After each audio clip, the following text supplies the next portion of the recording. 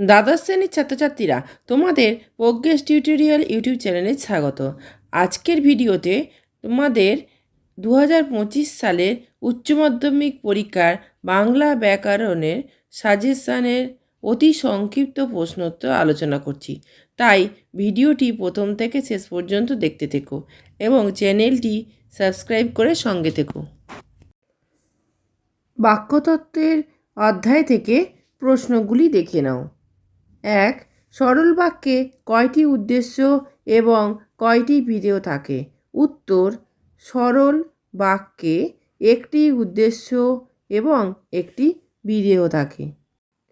পরের প্রশ্নটি দেখো, বাক্য গঠনের কয়টি নিয়ম ও কি কি? উত্তর: বাক্য গঠনে দুটি নিয়ম। ক. পদের ক্রম এবং খ হচ্ছে এক পদের সঙ্গে অন্য পদের সম্পর্ক। পরের প্রশ্নটি দেখো, অর্থগত দিক থেকে বাংলা বাক্যকে মূল কয়টি ভাগে ভাগ করা যায় এবং কি কি? উত্তর: অর্থগত দিক থেকে বাংলা বাক্যকে 4 ভাগে ভাগ করা যায়। তা হলো নির্দেশক, প্রশ্নবাচক, বিস্ময়বাচক এবং অনুজ্ঞাবাচক। এরপর ধ্বনিতত্ত্ব অধ্যায় থেকে প্রশ্নগুলি দেখে নাও। ঘোষীভবন কাকে বলে? উত্তর: কোনো কোনো সময় অঘোষ ধ্বনি উচ্চারণকালে ঘোষ ধ্বনিতে রূপান্তরিত হয়ে যায়, একে ঘোষীভবন বলে। যেমন কয়াকা ক কাক থেকে কয়াকা গ কাক, তালবস্যাকা ক শাক থেকে তালবস্যাকা গ শাক। পরের প্রশ্নটি দেখো, লোক নিরুক্তি কাকে বলে? উদাহরণ দাও। দীর্ঘ সময় ধরে ভিন্ন ভাষা সংযোগ এবং পারস্পরিক সাংস্কৃতিক আদান প্রদানের ফলে কোনো একটি শব্দ অন্য একটি শব্দের দ্বারা প্রতিস্থাপিত হয়, ফলে নতুন শব্দটি আমাদের কাছে পরিচিত ও জনপ্রিয় হয়ে ওঠে, তাকে লোক নিরুক্তি বলে। যেমন আর্ম চেয়ার থেকে আরাম চেয়ার। পরের প্রশ্নটি দেখো, মৌলিক ধ্বনি কাকে বলে? একটি উদাহরণ দাও।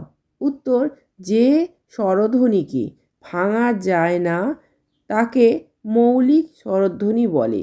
বাংলায় 11টি স্বরধ্বনির মধ্যে 7টি স্বরধ্বনিকে মৌলিক স্বরধ্বনি বলা হয়। উদাহরণ: অ, আ, হসি, হস্যৌ, এ এবং ও। পরের প্রশ্নটি দেখো, ধ্বনি ও বর্ণের পার্থক্য কী? উত্তর: বাকযন্ত্রের সাহায্যে আমরা যা উচ্চারণ করি তা হলো ধ্বনি, অন্যদিকে ধ্বনির লিখিত রূপ হলো বর্ণ। শব্দতত্ত্ব অধ্যায় থেকে গুরুত্বপূর্ণ প্রশ্নগুলি দেখে নাও। একের দাগে, একজন বিদেশি থিসরাস প্রণেতার নাম লেখো। উত্তর: একজন বিদেশি থিসরাস প্রণেতার নাম হলো পিটার মার্ক রজেট। তিনি 1805 সালে এই ধরনের অভিধান রচনা করেন। প্রজ্ঞেশ টিউটোরিয়াল এমন একটি চ্যানেল যেখানে নবম শ্রেণী থেকে দ্বাদশ শ্রেণীর ফাইনাল পরীক্ষার কোশ্চেন প্যাটার্ন অনুসারে বিভিন্ন ধরনের কোশ্চেন অ্যান্সার আলোচনা করা হয়ে থাকে। এই ধরনের ভিডিওগুলি পেতে চ্যানেলটি অবশ্যই সাবস্ক্রাইব করে রেখো এবং বেল আইকন প্রেস করে অল নোটিফিকেশন অন করে রেখো। এছাড়া ভিডিওটিকে লাইক, কমেন্ট, শেয়ার করো। পরের প্রশ্নটি দেখো, শব্দার্থের রূপান্তর কাকে বলে? উত্তর: অনেক সময় শব্দের পরিবর্তন এমনভাবে হয় যে আদি অর্থের সঙ্গে পরিবর্তিত নতুন অর্থটি যোগসূত্র পাওয়া যায় না, তাকে শব্দার্থের রূপান্তর বলে। উদাহরণ: গবেষণা, দারুণ ইত্যাদি।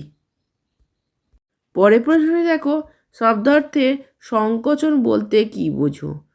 উত্তর: সময়ে সময়ে কোনো শব্দের পূর্বের ব্যাপক অর্থ ব্যতি রেখে বর্তমানে এক নির্দিষ্ট অর্থে ব্যবহৃত হওয়ার রীতিকে বলা হয় শব্দার্থের সংকোচন।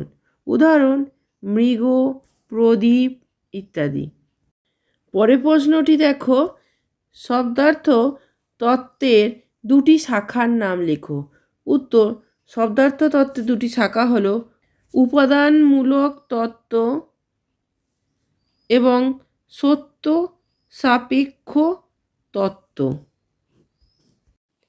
পরের প্রশ্নটি দেখো, শব্দার্থের রূপান্তর অন্য কী নামে পরিচিত?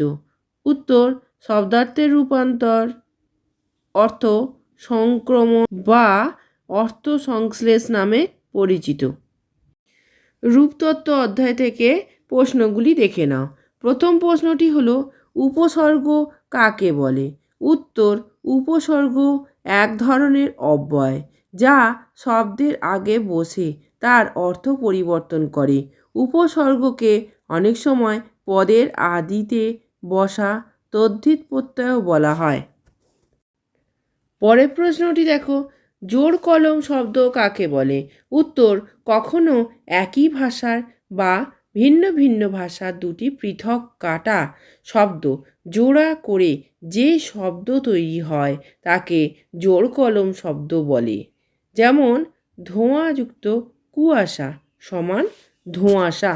পরের প্রশ্ন দেখো, অবস্থান অনুযায়ী প্রত্যয় কত প্রকার ও কী কী? উত্তর, অবস্থান অনুযায়ী প্রত্যয় দুই প্রকার, যথাক্রমে কৃৎ প্রত্যয় এবং তদ্ধিত প্রত্যয়। পরের প্রশ্নটি দেখো, দুটি পরাধীন রূপমূলের উদাহরণ দাও। উত্তর, পরাধীন রূপমূল স্বাধীন রূপমূলের সঙ্গে যুক্ত থাকে, এর একক ব্যবহার নেই। যেমন মানুষকে, কে এখানে পরাধীন রূপমূল। মাছওয়ালার ওয়ালা এখানে পরাধীন রূপমূল। পরের প্রশ্নটি দেখো, সহরূপ কি? উত্তর, রূপের অর্থ না বদলে যখন রূপের বৈচিত্র্য দেখা যায় তখন সেই বৈচিত্র্যকে সহরূপ বলে। পরের প্রশ্নটি দেখো, পদ গঠনের চরিত্রের ভিন্নতা অনুযায়ী সমাসকে কয় ভাগে ভাগ করা যায়? উত্তর, পদ গঠনের চরিত্রের ভিন্নতা অনুযায়ী সমাসকে 3 ভাগে ভাগ করা যায়, যথাক্রমে দ্বন্দ্ব সমাস, ব্যাখ্যামূলক সমাস এবং বর্ণনামূলক সমাস। শেষ প্রশ্নটি দেখো, প্রত্যয় কাকে বলে? উত্তর, প্রত্যয় হলো ধ্বনি বা ধ্বনি সমষ্টি যা পদ বা ধাতুর সঙ্গে যুক্ত হয়ে নতুন পদ গঠন করে, কখনো কখনো পদের পরিবর্তনও করে বলে তাকে প্রত্যয় বলে। এই ভিডিওটি যদি ভালো লেগে থাকে তাহলে অবশ্যই লাইক, কমেন্ট, শেয়ার করো এবং চ্যানেলটিকে অবশ্যই সাবস্ক্রাইব করো। এছাড়া প্রজ্ঞেশ টিউটোরিয়াল ফেসবুক পেজটি লাইক ও ফলো করে রেখো। ধন্যবাদ।